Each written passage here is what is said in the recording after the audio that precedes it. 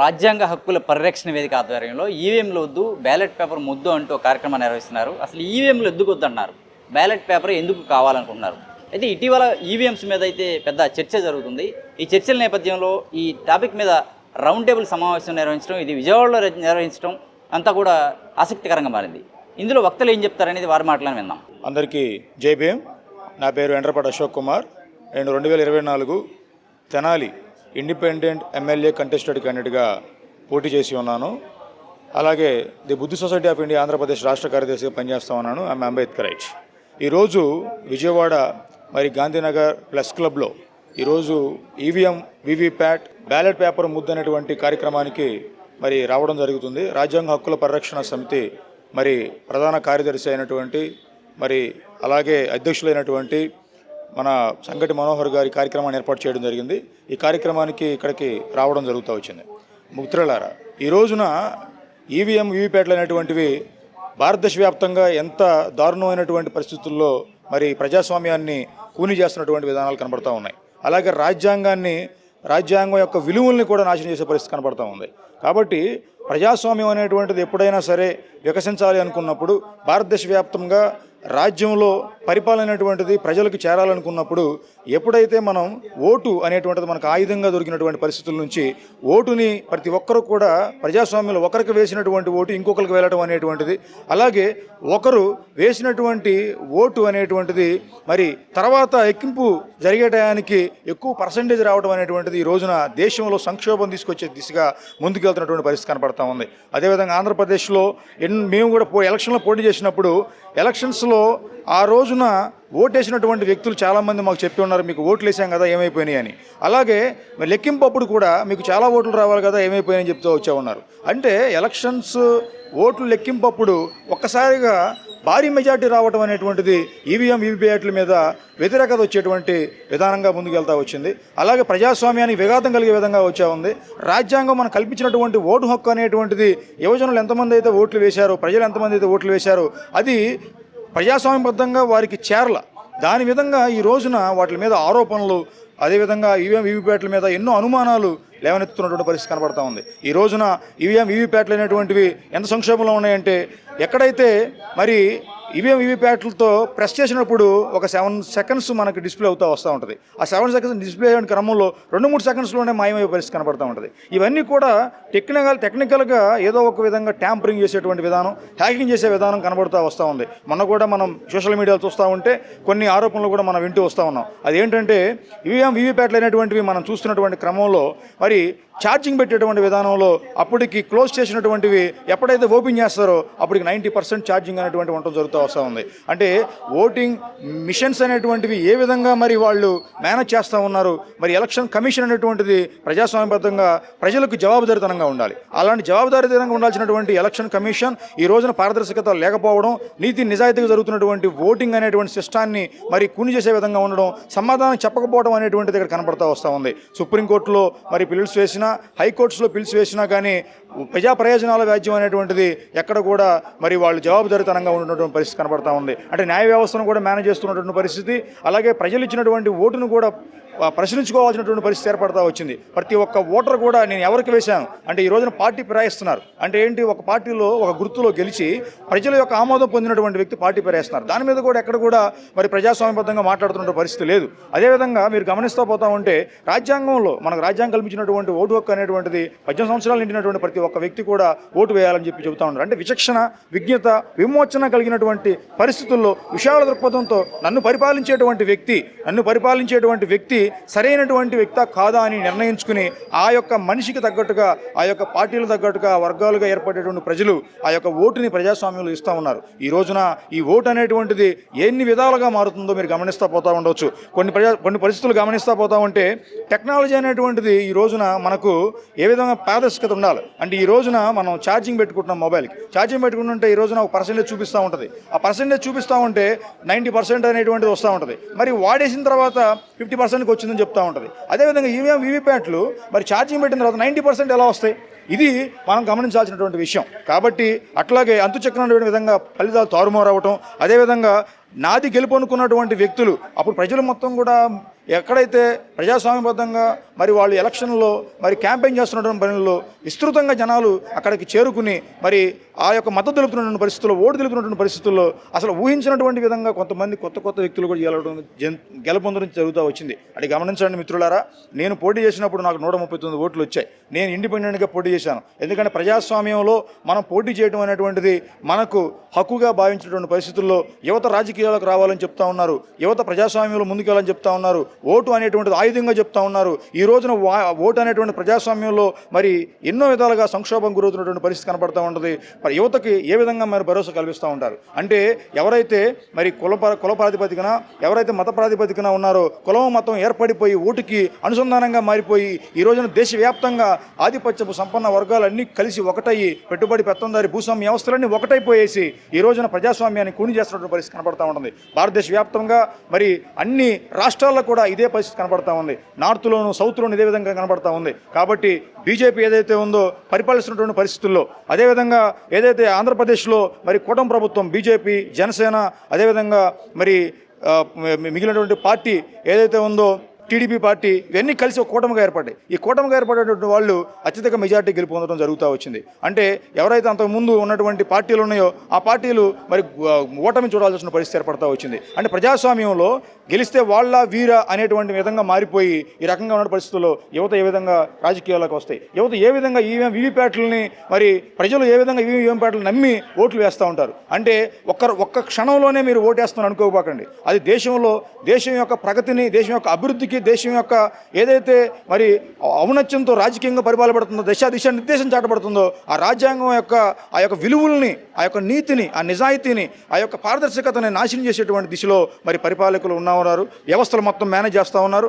వ్యవస్థలన్నీ కూడా మరి విపరీత ధోరణులను తీసుకెళ్తా ముందుకు వస్తూ ఉన్నాయి. మరి ఈ రోజున వ్యవస్థలన్నింటినీ మేనేజ్ చేసి నియంత పరిపాలన చేయాలనేటువంటి పరిస్థితుల్లో అటు కేంద్రంలోనూ ఇటు రాష్ట్రాల్లోనూ కూడా పరిస్థితులు ముందుకు వెళ్తా ఉన్నాయి. వీటన్నిటిని కూడా మేము కట్టడి చేయాలనే ఉద్దేశంతో వీవీప్యాట్ వద్దు, బ్యాలెట్ పేపర్ ముద్దు అనేటువంటి శీర్షితో ముందుకెళ్ళడం జరుగుతూ ఉంది. జై భీమ్, జై భారత్, వర్ధిల్లాలి ప్రజాస్వామ్యం, భారత రాజ్యాంగ విలువలు కాపాడుకోవాల్సిన నెసెసిటీ ఏర్పడింది అని తెలియజేస్తూ సెలవు తీసుకుంటున్నాను. ఓకే, జై భీమ్, నమో బుద్ధాయ. జై భారత రాజ్యాంగం, జై భారత ప్రజాస్వామ్యం. రాజ్యాంగ హక్కులను కాపాడుకుందాం, ప్రజాస్వామ్య విలువలను పరిరక్షించుకుందాం. ఈవీఎం వ్యతిరేక జాతీయ ఉద్యమంలో భాగంగా ఇక్కడ విజయవాడ కేంద్రంలో రాజ్యాంగ హక్కుల పరిరక్షణ సమితి ఆధ్వర్యంలో ఈవీఎం వద్దు, బ్యాలెట్ పేపరే ముద్దు అన్న అంశంపైన చర్చా కార్యక్రమాన్ని నిర్వహిస్తూ ఉన్నాం. ఈ సందర్భంగా మేము కేంద్ర ఎన్నికల సంఘాన్ని ఒకటే కోరుతున్నాం. ఈవీఎంల వ్యవస్థతోటి ఎన్నికలు నిర్వహించడం వల్ల మొత్తం కంప్లీట్గా భారత రాజ్యాంగము, ప్రజాస్వామ్యము, దేశము బలహీనపడుతున్నటువంటి పరిస్థితి. సో ఈ పరిస్థితుల్లో ప్రజలు ప్రజాస్వామ్యం గెలవాలి అంటే కనుక ఈవీఎంలతో కాకుండా బ్యాలెట్ పేపర్తో తిరిగి ఎన్నికలు నిర్వహించే విధానాన్ని ప్రవేశపెట్టాలి. ఆ దిశగా యావత్తు అంటే రాజకీయ పార్టీలన్నీ, ప్రధాన రాజకీయ పార్టీలన్నీ కూడా ఇప్పుడు ఏదైతే లాస్ట్ టర్మ్ 2019లో ఈవీఎంలతోటే జగన్మోహన్ రెడ్డి అనే వ్యక్తి గెలిచినాడు. ఇప్పుడు ఈ టర్ము 2024లో తెలుగుదేశం పార్టీ కూడా ఈవీఎంలతోటే గెలిచింది. సరికి చెల్లుపోయింది కాబట్టి ఇప్పుడు ఇద్దరు కలిసి బ్యాలెట్ పేపర్తో ఎన్నికలు జరపాలని చెప్పేసి ఇద్దరు కలిసి మాతోటి వచ్చేసి ఉద్యమంలో పాల్గొనాలి. ఈవీఎం వ్యతిరేక జాతీయ ఉద్యమంలో ఈ రాజకీయ పార్టీలన్నీ పాల్గొనడం ద్వారా ఈ వ్యవస్థను వచ్చేసి మరింత మనం బలోపేతం చేసుకున్న వాళ్ళం అవుతాం. ఇవాళ భారత ఎన్నికల సంఘం శ్రేష్టలుడికి చూస్తుందండి. భారత ఎన్నికల సంఘం వచ్చేసి అపహాస్యం పాలైపోయింది.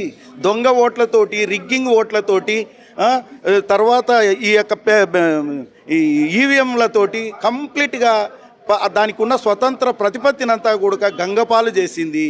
దాని ఉనికినే ప్రశ్నార్థకం చేసుకునేది. ఇవాళ దేశంలో వచ్చేసి భారత ఎన్నికల సంఘానికి ఒకప్పుడు ఉన్నటువంటి విలువ, గౌరవము, ప్రాధాన్యత, ప్రాముఖ్యత ఇవాళ పలచనబడిపోయింది, నిర్వీర్యమైపోయింది. ఎన్నికల సంఘం అంటే కనుక బ్యాక్ టు అనే కాడికి ఇవాళ తెచ్చుకున్న పరిస్థితి ఉంది. కాబట్టి మేము ఒకటే డిమాండ్ చేస్తున్నాం, ఒకటే మనవి చేస్తున్నాం. ఇటు రాజకీయ పార్టీలను, అటు భారత ఎన్నికల సంఘాన్ని, ప్రతిపక్ష పార్టీలను, అధికారంలో ఉన్న పార్టీలను అందరికీ కూడా క్షేమకరమైనటువంటిది, ఎన్నో త్యాగాలతోటి నిర్మించుకున్నటువంటి ఈ యొక్క ప్రజాస్వామ్యం 10 కాలాల పాటు మనుగడ సాధించాలి అంటే గనక ఈవీఎంలకు బొంద పెట్టాలి, బ్యాలెట్ పేపర్ను వచ్చేసి తిరిగి పునరుద్ధరించాలి. లేదు అంటే గనక ఈ ప్రజాస్వామ్యము కుప్పకూలిపోయే అవకాశాలు ఉన్నాయి. ఈ ప్రజాస్వామ్యము వ్యవస్థలన్నీ కూడా భ్రష్టు పట్టిన ఇప్పటికే దాదాపు ఆల్మోస్ట్ రాజ్యాంగ సంస్థలు వ్యవస్థలన్నీ కూడా కంప్లీట్గా బలహీనపడిపోయినాయి. తిరిగి మనం వాటిని పునరుద్ధరించుకోవాలంటే ఖచ్చితంగా స్వచ్ఛమైన ఎన్నికలను, నిస్వార్థ ఎన్నికలను, నిష్పక్షపాత ఎన్నికల ద్వారా మాత్రమే, ఫ్రీ అండ్ ఫెయిర్ ఎలక్షన్స్ ద్వారా మాత్రమే ఈ దేశాన్ని తిరిగి పునరుద్ధరించుకోవచ్చు.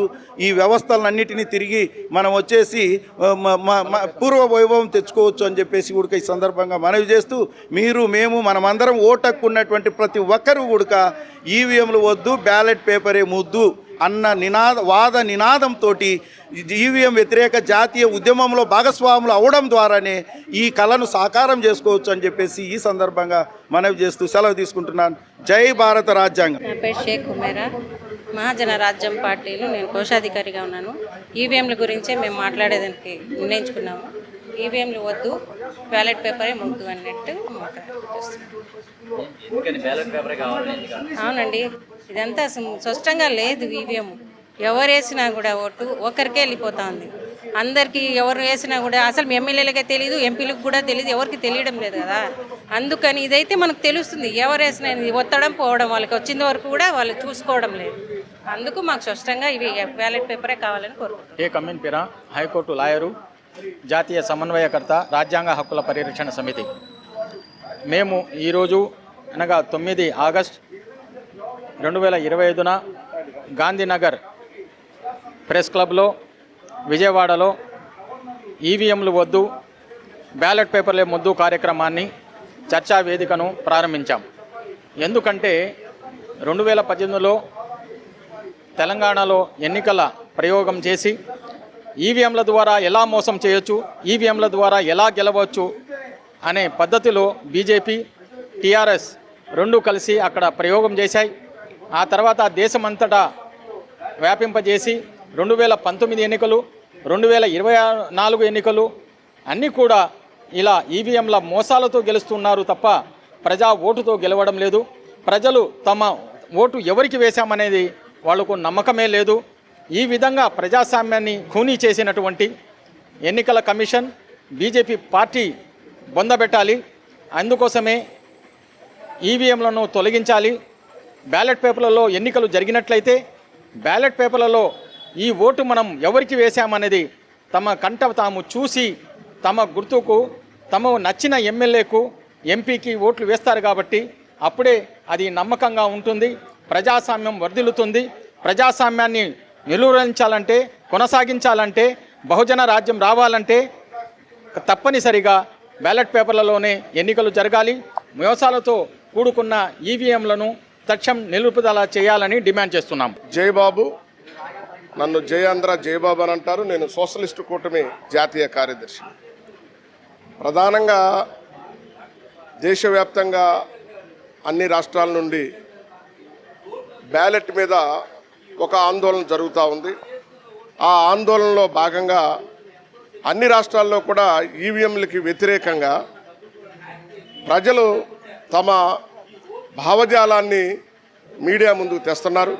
అదే క్రమంలో ఇవాళ విజయవాడలో కూడా సంగటి మనోహర్ గారి నాయకత్వంలో బ్యాలెట్ వద్దు, పేపరే ముద్దు అని చెప్పేసి ఈవీఎంలు రద్దు చేయమని చెప్పేసి ఈ సమావేశాన్ని ఏర్పాటు చేయటం జరిగింది. ప్రధానంగా ఈ విజయవాడ మహానగరంలో, రాజధాని ప్రాంతంలో పార్టీలు, ప్రజా సంఘాలు, మేధావులు అందరూ కూడా ఈవీఎంలను వ్యతిరేకిస్తూ ఉన్నారు.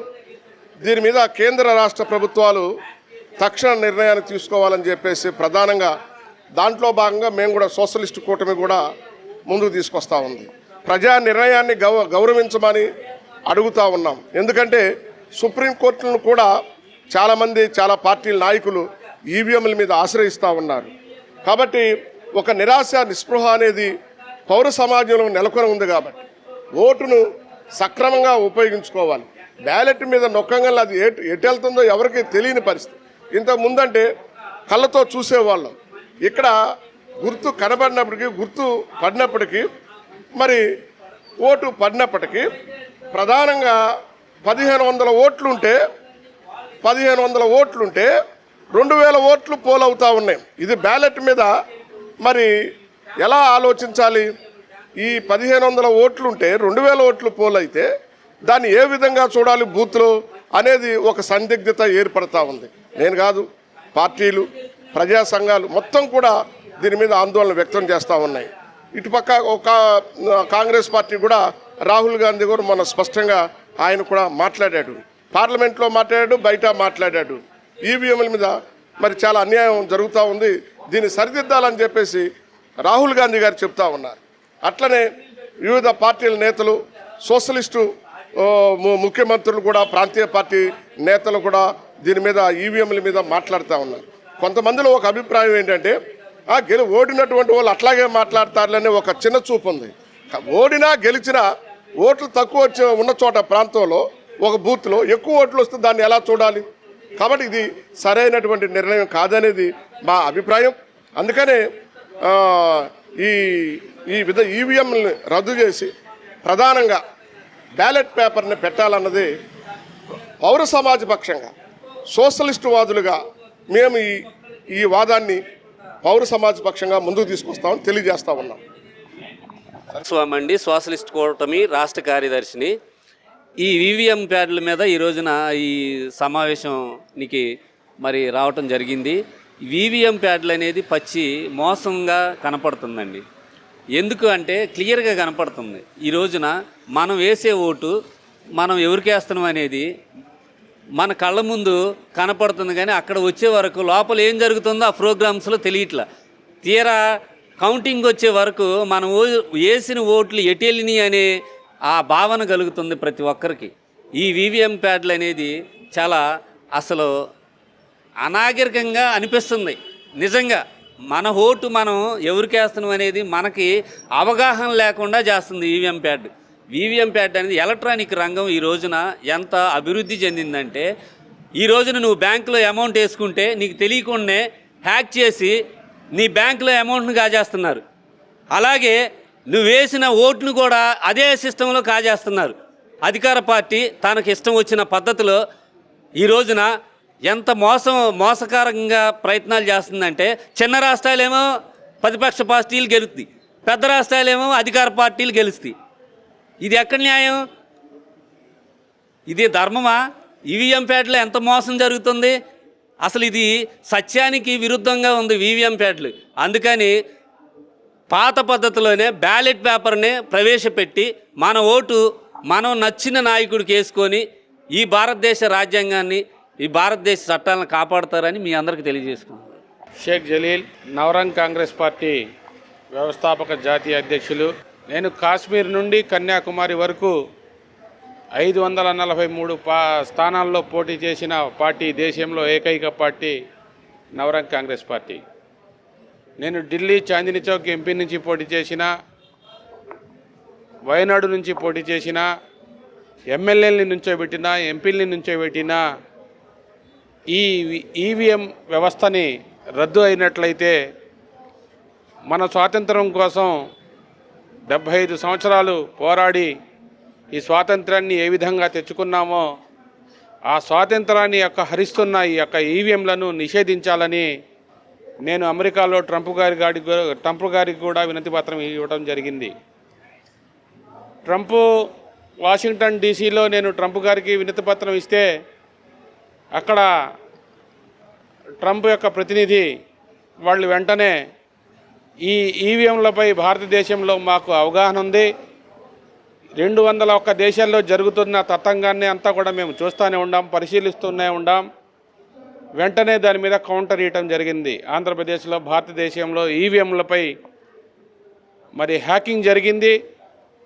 నరేంద్ర మోడీ, భారతీయ జనతా పార్టీ కుమ్మక్కయ్యి, ఆర్ఎస్ఎస్, బజరంగ్ దళ్, విశ్వ హిందూ పరిషత్తో కుమ్మక్కయ్యి ఎన్నికల కమిషన్ను వాళ్ళని సుప్రీంకోర్టు అనుమతి లేకుండా వాళ్లే నిర్ణయించుకొని ఈ వ్యవస్థనంతా కూడా నీరుగారుస్తూ ఉన్నారు. అందుకనే భారతదేశ చరిత్రలో మనమంతా ఐక్యంగా ఉండి దాదాపుగా ఈ రాష్ట్రంలో 16 పార్టీలు తడ నుంచి ఇచ్చాపురం వరకు, ఇటు ఆంధ్రాలో పల్లమనేరు వరకు, ఈ ఆంధ్ర రాష్ట్రంలో 16 పార్టీలు అన్ని చోట్ల ఎన్నికల్లో పాల్గొంటూ ఉన్నాయి. దీని మీద అవగాహన చర్చ జరగాల. ప్రతి 543 పార్లమెంటు స్థానాల్లో కలెక్టర్లకి మేము వినతి పత్రాలు ఇవ్వటం జరిగింది. ఈవీఎంలు రద్దు చేసి ప్రజాస్వామ్యాన్ని కాపాడండి అని ఎన్నికల కమిషన్తో సహా అనేక వినతి పత్రాలు ఇవ్వటం జరిగింది.